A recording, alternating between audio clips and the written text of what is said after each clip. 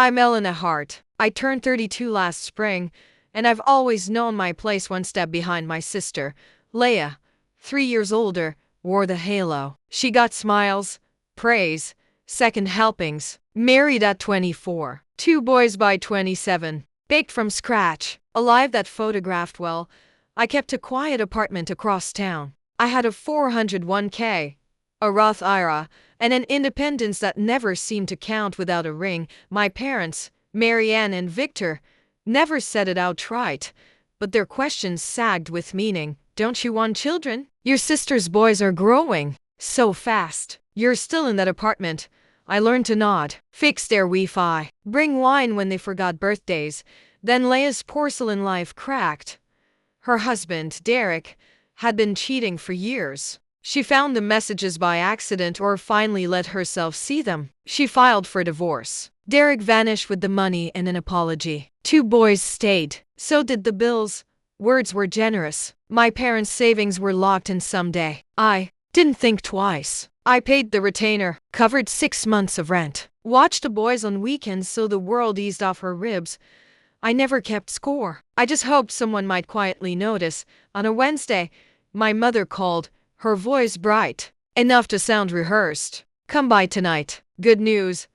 I drove over tired and curious. The living room was arranged like a stage. Dad in his recliner, Mom perched beside him. Leia sat close, hands folded. A manila folder waited on the coffee table. It's Leia's new house, Dad said. And you'll take the mortgage. The room tilted.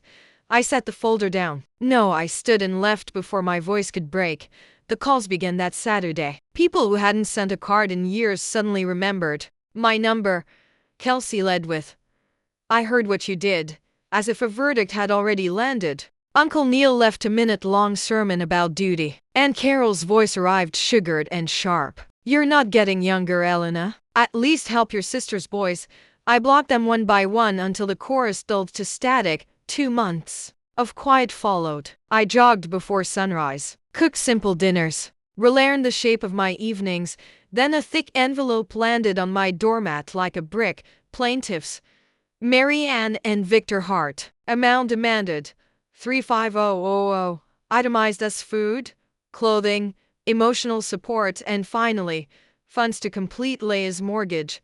I laughed once, short and shocked. Then I called a lawyer.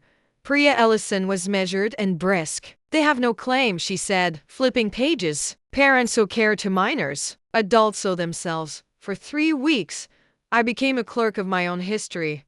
Bank transfers to my parents when the pension ran thin. $7,200 in rent for Leia. $5,500 for the retainer. Texts that read, just a little help this month.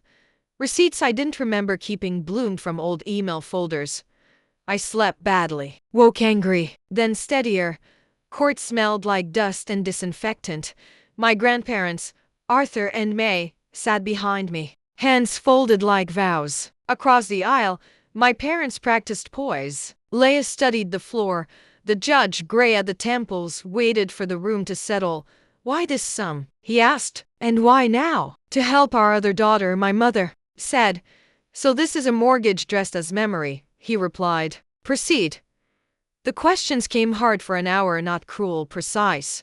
Why assume I would pay? Why buy beyond Leia's means? Why hitch help to guilt? My parents answered in phrases that sounded reasonable until they met air.